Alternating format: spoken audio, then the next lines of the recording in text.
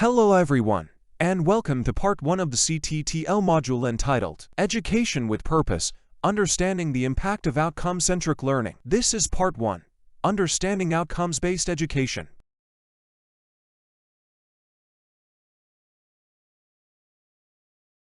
Now, let us go into the details of the outcomes-based education system.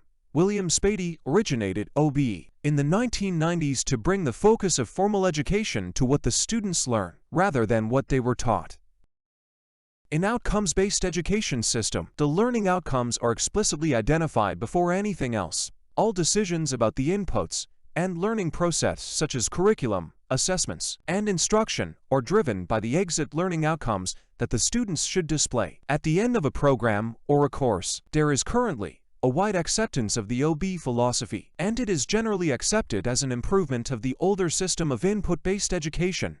Thus, OBE has been adopted by many educational systems worldwide. As a matter of fact, our very own Commission on Higher Education mandates the implementation of OBE for many of the academic programs that it regulates.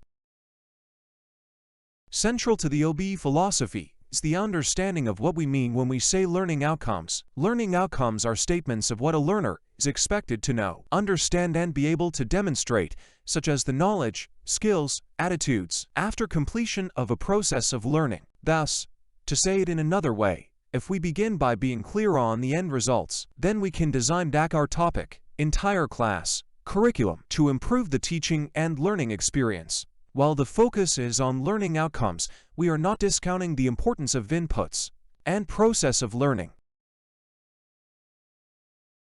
OBE system is also characterized by these concepts. 1. Alignment of teaching activities and assessments with learning outcomes. 2. Student-centered approach. Here, it is meant that the teacher is a facilitator of learning, not a sage on the stage or the only authoritative source of knowledge in the classroom. It is recognized there are other equally effective ways of learning, which could be non-teacher based. And 3.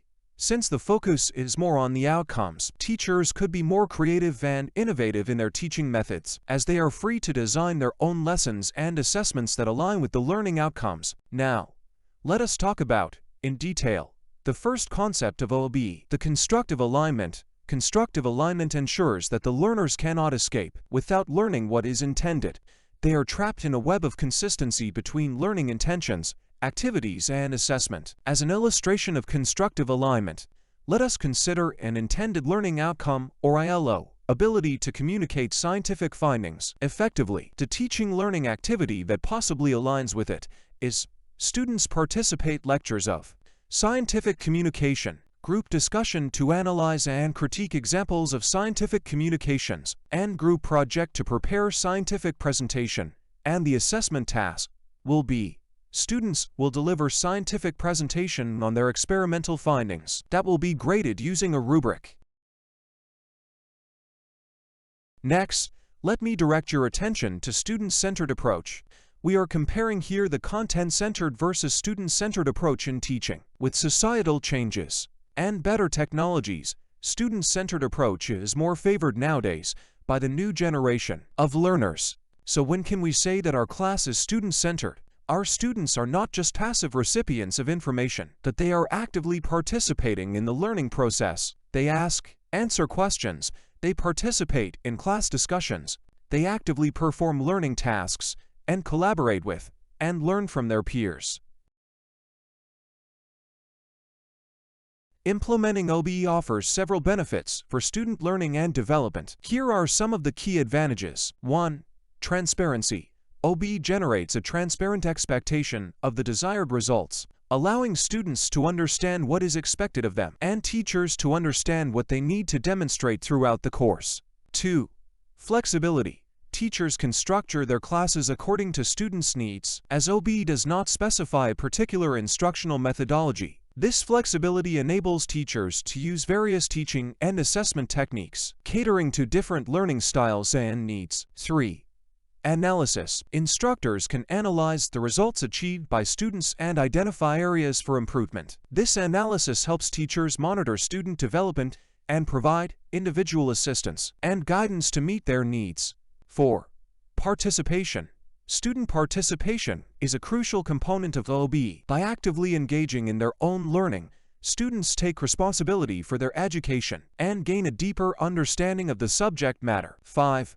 Critical thinking skills. OBE encourages the development of critical thinking skills, research skills, and the ability to connect seemingly disparate subjects. Students learn how to make connections between subjects that are normally taught separately, fostering a holistic understanding. And 6. Higher academic success. Studies have shown that OBE results in increased student self-esteem, higher academic success rates, and decreased dropout rates. By focusing on outcomes, OBE motivates students to achieve their goals and succeed academically. Now, for the summary of what we have discussed so far, we have discussed what is OBE, its basic characteristics, and stressed its difference from traditional input-based education. We were also enlightened why student-centered learning approach is more relevant now. Also, we mentioned some simple examples of student-centered learning in the classroom. And lastly, the benefits of OBE implementation. To close this part of the module, you are invited to this simple reflection exercise. Since in OBE, learning outcomes are specified at the onset, are we then restricting the learning of our students to be only within as specified? Are they not allowed to gain unintended learning outcomes? Why or why not? Thank you and see you in our next installment of this module.